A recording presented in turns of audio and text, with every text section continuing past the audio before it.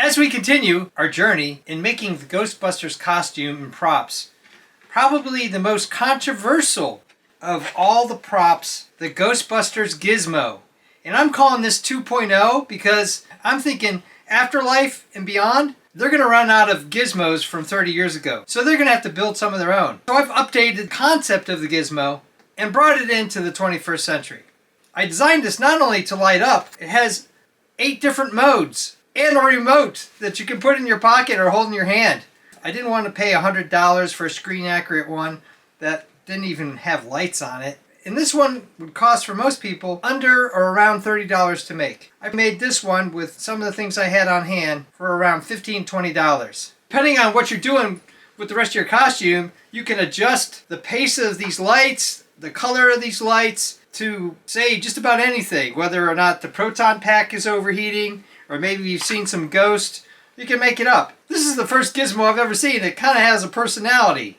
So let's go to a top-down shot and get into all the details on how you can make a Gizmo 2.0 just like this one. For the last couple days, I've been looking into and researching the Gizmo for Ghostbusters.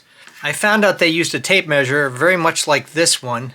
Now you can see it's not the right color. I tried some shoe polish and black magic marker and came up with this, and this is pretty good. This actually was a strap that buckled onto here and was down like this. So I wanted to test something else other than the material I was actually going to use for the gizmo. So I'm probably going to come down here and cut this off. I haven't decided whether or not I'm going to take this off. And I think I'm going to use leather dye on this. One of the key things that you need is one of these. And you can sometimes get it off an old charger that you might have. I got this and this, among other things, at Habitat for Humanity. It helps them out and it helps me out. Just the cord itself was going to cost me $5 on Amazon. So for $5 I got this whole phone. Now I'm hoping when I crack into this, it's going to have a circuit board that I'm going to be able to work with instead of trying to make a circuit board, which is another thing I explored. I'm going to take all these screws out. So once I do that, I'll catch up with you and show you what's on the inside. This is pretty interesting. Cut this off. That's the ringer. So this has got a lot of potential. Don't know what's on the other side, so we're gonna take this board off. There's another board underneath it. In the second Ghostbusters, they gave up on the technical aspect. If you've never seen the inside of a phone or any other electronics, it's kind of fun to take them apart just to see what you got. LCD. And that's not very interesting. I guess I could make up something on here that would look like it. Size-wise, let's see, it's a little too big to fit in here. This one is a little too big too, so I'll cut it down. But this one seems a lot more interesting and technical. That will plug right in there and go to the daughter board. Looked at the board, tried to find some natural locations where I could cut through, where it wouldn't look too obvious. I want it to also fit into this. Cut a straight line through the leather. And do the other side. I'm going to cut this off with a hacksaw, fit check it there, and then we'll put in the tubes on top. Trim these pieces off, got it down to something manageable, and then I'm just doing a fit check. It looks like it sits in there pretty good. And I cut the bottom off. For the most part, looks like it's a good start. And then I have this little piece here that I'm going to fuse on to another board.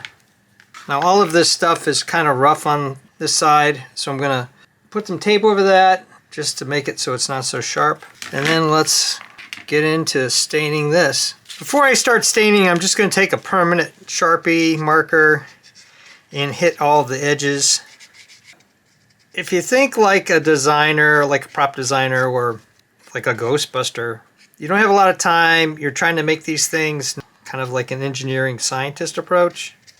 They're not trying to make things beautiful, although engineering wise, like the proton packs are pretty beautiful, but they're doing practical, they got to get it done kind of engineering here. Everything's markered in, now it's just a matter of hitting it with the stain. Now I think you just push on it, yeah, see it's pretty liquidy. Wow, that's fast too. Going over the hardware there, but I think I'm going to be able to wipe that off.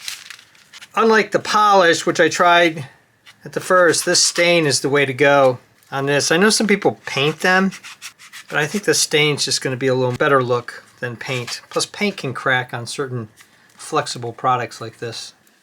Yesterday, I entered what we call in my business a flow state. After a month or so of thinking about this thing, it just kind of all rushed in. And I finished the build. And I was in such a flow state, I didn't film it. That happens sometimes. So what I'm going to do is go from here and show you all the different components and design decisions I made on Gizmo 2.0. Here's the motherboard. Here's the daughter board. So it fits in the holster really well. Happy how that worked out. This is just a clip off of the back of a tape measurer on this piece here, which used to be an old remote control. I took all the pieces I cut off of here and then just hot glued them in place, just make it look kind of complex. The overall dimensions of the Gizmo ended up being 7.5 inches long, and at its widest point where these light bars are, around 5.5 inches. The light bars are a little more than 1.75 inches tall. The ends are just 1 centimeter square dowel. This is 1/2 inch heat shrink tubing. That's 1 3/4 prototype run. I just slid this on top and just melted it down. Just covers it really nice. It almost gives it a plastic or metal look. So that's what these ends are. Then I drilled holes and put in number 6 3/4 inch screws. On the back, did 2 nuts to keep it nice and flush so that the screw would not dig into my costume or anything else. I mounted the fairy lights using a number 10 1/2 inch screw nut combination. I just drilled through the board, used a marker to blacken in that screw, just used a nut, and that's nice and rock solid. The fairy lights are awesome, but they're 16.4 feet long. A lot is used here in these light bars, but not everything. And so I wanted to run some over here to the daughter board to make that light up. I ran that in here and just glued it in place. They come with a remote control, which is absolutely fantastic. There's different modes. There's the combination mode, all of these other 7. There is in wave, which is a cool mode, unless somebody gets sick looking at flashing lights, but that's really kind of neat. And you can have this remote control in your pocket or in your hand or in your glove and just kind of poke at it and you can say, hey, the ghosts are coming. These are just Christmas lights. They cost about $4 with the remote. They don't come with batteries. Here's one I haven't done anything with. This cable is coming out of the light bar over here. The other end that's going into the daughter board is coming out of the light bar. Then it runs around here for a good bit. I didn't want the lights to show through phone cable, so I just taped them off with duct tape. This is waterproof copper wire. It's pretty strong, but you wouldn't want to bend it forever. These smaller wires ran into this, and this was not connected to the board. So all I did is I took some super glue, put it in place, and that is rock solid. Let's get into this piece right here. C-channel aluminum. It's 3/8 inch, 1/2 inch, 1/16 inch thick. Here's my design thoughts on this. Afterlife is 35 years after the original Ghostbusters. They're going to need more of these, and they need to upgrade them. So that's why the board looks different, and this looks different. It's not the numbers, it's LED lights, as they're everywhere nowadays. Brought all these copper lines around, made them look kind of interesting. I tried to yellow in front of the red, and then put the blue in here, and then the green. And I had all 4 colors on these Christmas lights. And then just made it look kind of interesting, twisted it all up. Then I ran this down and left enough lead so that I could start it all over again. So I bent it over here, and if you could look inside here, you would see a series of these loops coming down to the next tube. And then just slide the tube over like this and put it into the U channels. It took a lot to figure that out, but now you can learn from my experiences and make one yourself. 1, 2, 3, 4, 5, 6, 7, 8 of these. I think that's about what it was for the Gizmos in the first couple movies. This is really the fun part that makes it a lot more exciting than just making an authentic Ghostbuster 1-2 Gizmo that maybe doesn't do anything, that doesn't light up. Some people will like this, and others will probably hate it because it's not exactly like the original. The great thing about cosplay or prop building or costume building is that you can take the original design and kind of put your own spin on it. That's what I'm all about on this channel.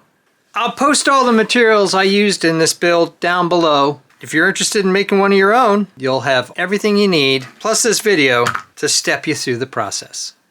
A lot of times, folks will ask me how much everything cost, so I'll go over the prices of the build here. With a caveat, you may pay more, you may pay less, depending on the supplies you have on hand, or the prices of everything going up or down with the economy, and when you see this video, and when you try to build it. The board, $5. This U-channel adds about $4. That's probably a lot less than that. Would include these screws along with everything else. This tubing, $5, $6. The lights, $4 to $5, depending if you can get it on sale. You might have to buy a set like I did, but there's a lot of interesting uses you can have with these fairy lights. You can use them in all sorts of different builds. Heat shrink tubing, you can't really buy like a piece of it. You have to buy a set. Couple bucks. And this is one of those things like Post-its. Once you have it on hand, you're going to use it in all sorts of applications you never really imagined until you got the stuff. This is the 7th video in my series on how to make your own Ghostbusters costume, including the props, the costume itself, the proton pack, all those things.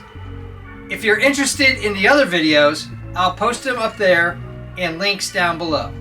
Thumbs up and comments always appreciated. Thanks for watching. If you're interested in costumes, cosplay, and props, designs of all kinds, home repairs, making and breaking things, evaluations of sports gear and electronics gear, check out my channel and please subscribe, because you never know what you're gonna see.